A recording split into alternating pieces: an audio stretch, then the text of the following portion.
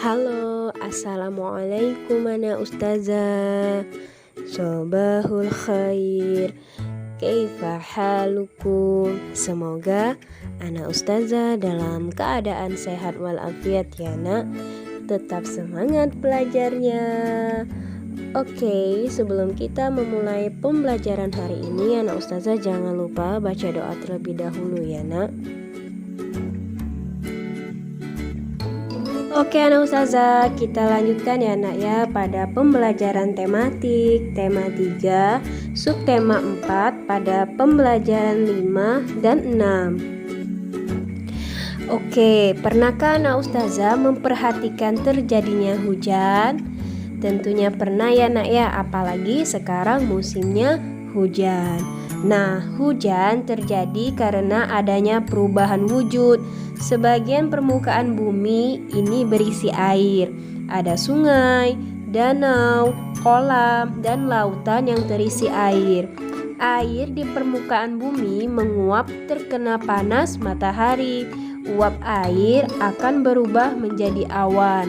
Lalu awan akan mengembun menjadi titik-titik air. Kemudian titik-titik air jatuh ke bumi. Itulah yang dikenal oleh kita sebagai hujan. Jadi prosesnya itu bisa anak ustazah lihat pada gambar di bawah ini ya nak ya. Jadi dapat kita simpulkan bahwa prosesnya dimulai dari air yang terkena panas matahari, kemudian menguap berubah menjadi awan, lalu dari awan berubah menjadi mengembun dan menjadi titik-titik air.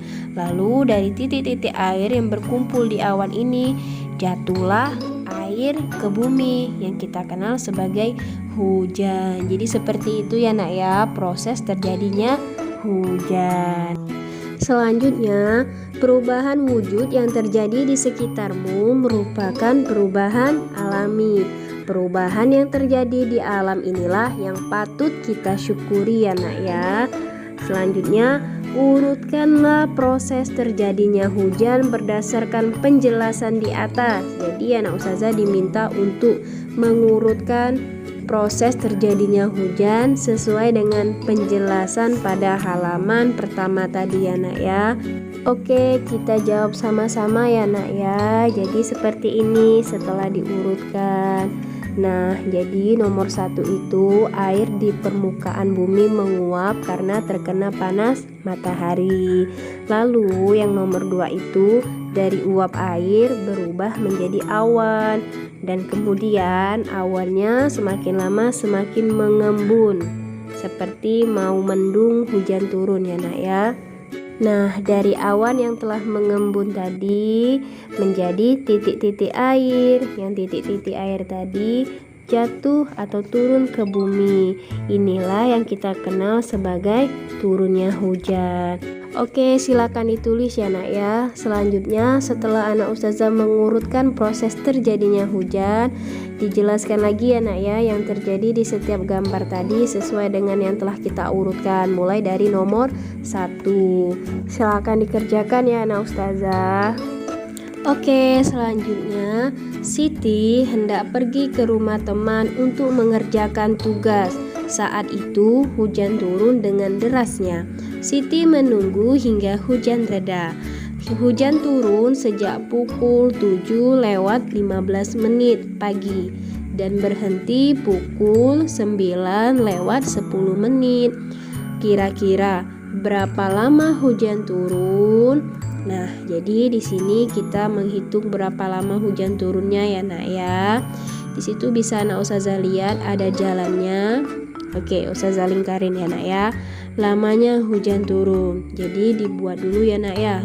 Garis bilangannya mulai dari pukul 7:15, kemudian pukul 8 tepat, lalu pukul 9 tepat, hingga akhirnya pukul 9:10 itu untuk hujan berhentinya ya nak ya. Jadi membuat garis bilangannya patokannya dihitung dari per jam. Jadi setiap jam. Kemudian barulah kita hitung nak dari pukul 7:15 ke pukul 8 itu berapa menit, berapa lama? Maka ditulis di situ 45 menit. Kemudian dari pukul 8 sampai ke pukul 9 itu lamanya berapa? Yaitu 1 jam. Dari pukul 8 ke 9 itu 1 jam ya nak ya. Lalu yang terakhir dari jam 9 tepat sampailah ke jam 9:10 itu berapa lama nak? Berapa menit? Ya jawabannya 10 menit karena sama-sama jam 9 ya nak ya. Yang satunya jam 9 tepat dan yang satunya lewat 10 menit. Jadi lama waktunya 10 menit. Maka setelah itu kita jumlahkan 45 menit ditambah 1 jam ditambah 10 menit.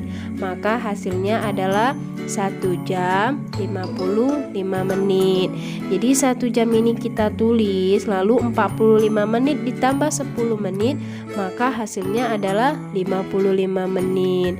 Nah, seperti itu ya nak ustazah. Oke, selanjutnya contoh soal yang kedua. Udin pergi ke sekolah diantar ayah. Udin berangkat pukul 6:25 menit. Perjalanan dari rumah ke sekolah membutuhkan waktu 30 menit. Pukul berapa Udin sampai di sekolah? Jadi dibuat dahulu garis bilangannya biar anak ustazah semakin paham. Jadi dari pukul 6:25 menit hingga kira-kira pada jam dia sampai di sekolahnya dibuat tanda tanya ya nak ya. Dan waktunya yaitu 30 menit. Maka cara menjawabnya yaitu dengan cara menambahkan jumlah menitnya. Jadi pukul 6:25 menit ditambah 30 menit, maka hasilnya adalah pukul 6:55 menit. Jadi Udin sampai di sekolah sekitar pukul 6:55 menit. Nah, seperti itu ya anak ustazah. Oke, paham tuh mana ustazah?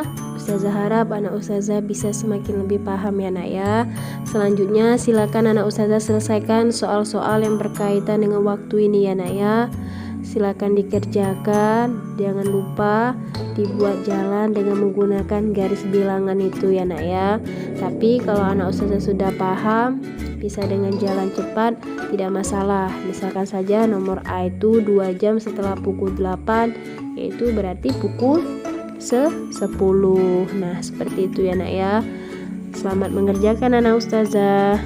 Kemudian pada halaman 222 itu silakan anak ustazah kerjakan juga ya nak ya, menghitung lama waktu hujan turun di setiap harinya.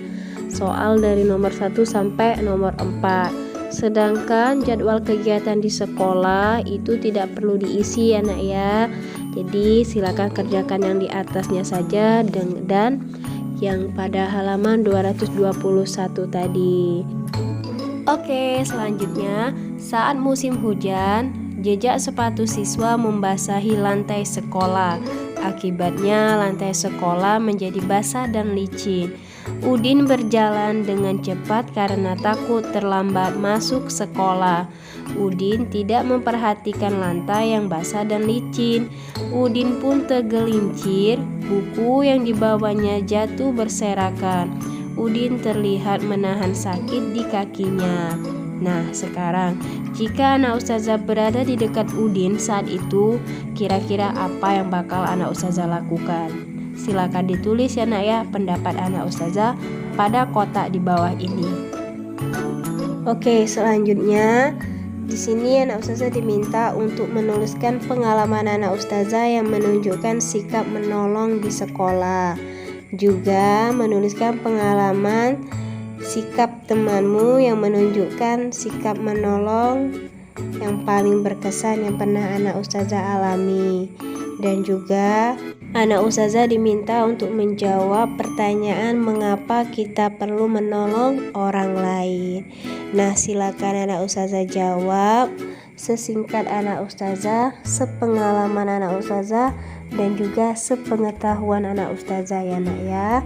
Dan perlu anak ustazah ketahui juga bahwa sikap saling tolong menolong ini merupakan pengamalan dari sila kedua Pancasila, yaitu kemanusiaan yang adil dan beradab.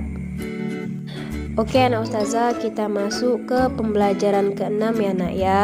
Nah, anak ustazah telah belajar berbagai perubahan wujud di sekitar anak ustazah. Perubahan wujud ini dialami dalam kehidupan kita sehari-hari. Alam dipersiapkan oleh Tuhan Yang Maha Esa agar manusia dapat tinggal di bumi dengan nyaman.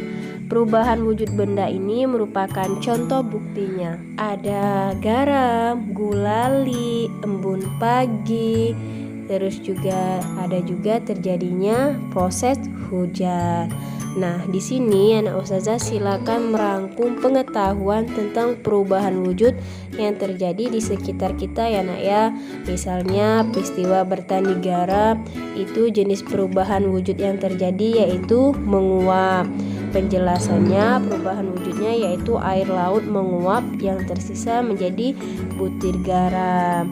Nah, yang kedua ini misalnya membuat es krim. Jenis perubahan wujud yang terjadi yaitu membeku. Penjelasannya perubahan wujudnya yaitu es krim ini pertama cair, kemudian dimasukkan di dalam kulkas akan menjadi beku. Nah, seperti itu ya nak ya. Oke anak ustazah, selanjutnya silakan anak ustazah kerjakan sendiri ya nak ya. Nah, setelah anak ustazah merangkum pengetahuan tentang perubahan wujud di sekitar kita tadi, sekarang di halaman 227 buatlah kalimat dengan kata berikut ini. Jadi di sini ada 10 kata dan silakan anak ustazah membuat kalimat sesuai dengan kata yang telah ada di buku ini ya nak ya. Silakan dikerjakan anak ustazah. Kemudian selanjutnya, perubahan wujud di alam terjadi setiap saat. Perubahan wujud dapat kita temui saat beraktivitas di dalam maupun di luar ruangan atau di luar rumah ya nak ya. Susunlah aktivitas anak ustazah sehari-hari mulai dari bangun tidur di pagi hingga kemudian tidur di malam hari. Nah, yang ini anak ustazah tidak perlu dikerjakan ya nak ya, karena sebelumnya ustazah sudah pernah minta anak ustazah untuk membuat video tentang keseharian anak ustazah selama COVID-19 ini. Jadi yang ini kita lewati saja ya nak ya, tidak perlu diulang lagi. Oke, kita ke halaman berikutnya. Siti tinggal di desa. Masyarakat desa tempat tinggal Siti rukun dan damai. Terciptanya hidup rukun dan damai berkat adanya persatuan dan kesatuan di antara sesama warga. Tetangga Siti berasal dari suku yang berbeda-beda, agamanya pun berbeda-beda. Setiap warga saling menghormati perbedaan itu. Jika ada tetangga yang sakit, mereka akan saling menjenguk. Selain menjenguk juga saling membantu. Bagaimana dengan lingkungan tempat tinggal anak ustazah? Apakah setiap orang di lingkungan tempat tinggal anak ustazah menunjukkan sikap saling bersatu? Nah, yang ini silakan anak ustazah jawab sesuai dengan lingkungan keadaan sekitar di rumah anak ustazah ya nak ya. Oke, selanjutnya, nah di sini berilah tanda centang keadaan yang menunjukkan sikap saling bersatu. Jadi anak ustazah, sikap saling bersatu ini merupakan sikap yang wajib kita miliki agar terjadinya kehidupan yang tentram, aman, dan damai serta juga rukun. Nah, sikap saling bersatu ini merupakan pengamalan dari sila ketiga Pancasila, yaitu Persatuan Indonesia. Nah, sekarang silakan anak ustazah berikan tanda centang menurut pendapat anak ustazah sesuai dengan keadaan dari pernyataan yang telah ada di buku tematik ini ya nak ya. Dan terakhir, setelah anak ustazah memberikan centang pada pernyataan keadaan tersebut, maka ceritakan pengalaman anak ustazah menolong tetangga anak ustazah yang membutuhkan bantuan. Jadi silakan anak ustazah ceritakan ya nak ya, dan dituliskan pada tempat yang tersedia ini. Singkat saja ya nak ya. Oke anak ustazah, paham tuh? Alhamdulillah pembelajaran kita di tema 3 ini selesai ya nak ya. Barakallahu fika nak ustazah. Semoga nak ustazah tetap semangat belajarnya, dan juga semoga pembelajaran kita ini menjadi berkah dan anak ustazah semakin lebih paham lagi. Oke, syukron anak ustazah. Wassalamualaikum.